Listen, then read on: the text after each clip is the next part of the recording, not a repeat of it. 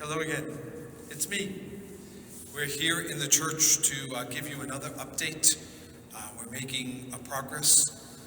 The church is toasty and comfortable still, which is a wonderful thing. So those of you who have been back to church know that our temperature we're still learning the system, but we're keeping it as comfortable as we can because we were so long without heat. We're able to enjoy it now. So things are winding down. There are still important things to be done to be able to put our church back together again.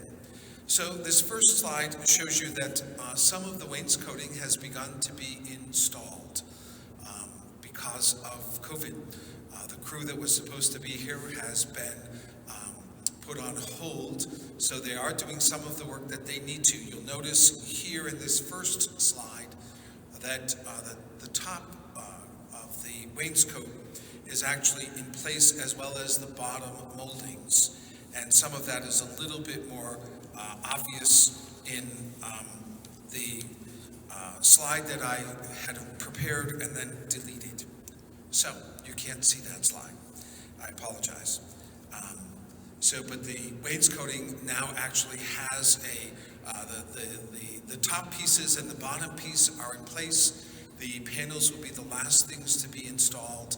And then once the wainscoting is in place, they will start to come back with the pews that have been refinished.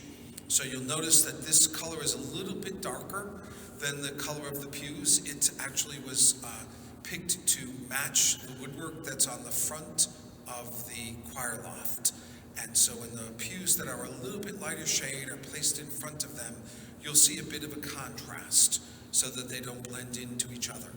We picked this darker color to match the woodwork in the choir loft so that it would look more as if it were finished as part of the original look of the church, even though this is a very modern addition. So we're hopefully by the next time that we come back to give you an update, the front panels are on as well as the pews in place. Our next slide takes us outside. Those of you who were here at church last weekend know that part of the sidewalk had been removed. That is now been poured this week, and that is to create a handicap access to the side glass entrance. Many of you may remember back in 1980, the side entrance off of Granite Street was made as a handicap entrance so that people could arrive in a wheelchair or without having to climb any steps. Then the front entrance was changed at a later date, but the side entrance is still not handicap to code because it isn't wide enough for a wheelchair, as well as the fact that somebody has to be there to open and to close the doors, which can be very heavy. So what we're looking to do is to create an electronic opener to the glass doors that are outside the tower at the connector. This will then allow people to park here to access this sidewalk and enter into the church without having to be able to pull on a door, to climb any steps. Two will be completely to code for going forward.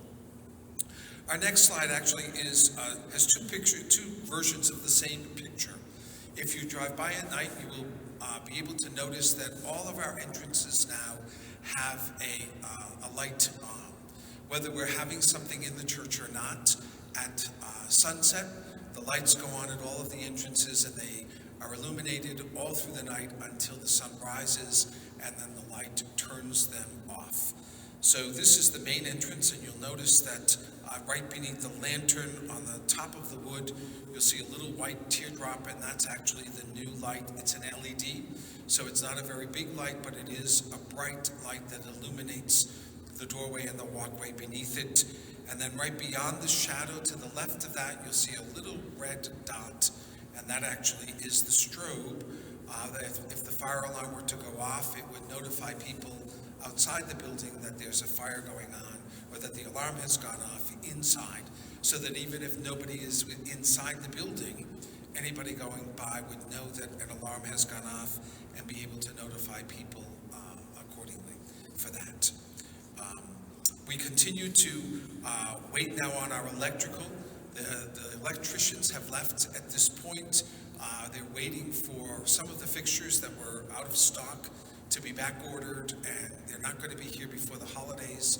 So after the first of the year, when those are back in stock and have been shipped to us, they will come to be able to install new lights in the upper church, as well as to finally complete the installation of the new fire alarm system and activate that.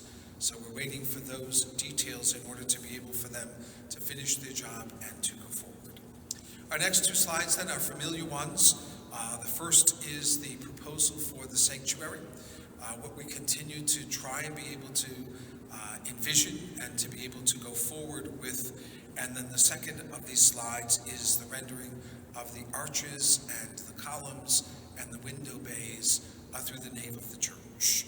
At this point, we're trying to be able to know what we've got as far as all of our expenses with regard to our current contracting, so that we can be able to look at being able to paint one of these sections to give everybody a visual and a real clear picture of what we want the church to look like by the time that it is finished. So the last thing with regard to our future directions is we appreciate your pledges and your contributions. What we're looking at right now is that the windows behind me in the sanctuary, the two large windows on either side of the altar, and then the trefoils which are over each of the side bays, those have shown some serious damage. We're looking to have a company come investigate them and let us know what we actually need to do. Is it just the sills or the entire frames, in order to be able to protect them and to preserve them, but also by doing that to eliminate the water that continues to infiltrate the church and the walls and the ceilings. We can't do any painting until we know that that has been completed and that the building is watertight. Other areas have been taken care of, but this is a new area that has surfaced within the last 6 months that we need to be able to address. So as we get that information, of course, we will share that with you going forward. So we're grateful for all that you do, for your generosity, for your interest, for your kind comments and support. So we appreciate those people who are paying on their pledges on a regular basis, and for those who are making contributions through our second collection. We're mindful that it's 15 months now since we started this campaign, so we're grateful that many people are following through on their pledges. As we come to the end of the year, we know that some people are really struggling to be able to make their bills and to survive with a lowered income or a lack of income. We certainly don't expect anybody to have to take food off their table or to risk paying their rent or their other expenses, but for those who have not been out and about and have money that they normally would be spending on other things, we'd appreciate it if you would give us a consideration. A year ago, many people made a one-time donation towards the renovation. We are really appreciative of that. If they'd like to make a second-time donation, we'd appreciate that also as well.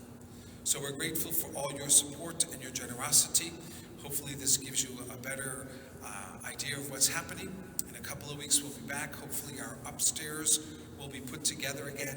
And then after the holidays, we'll be back with the news on our new lights and our fire alarm system. So thank you for your support, and God bless.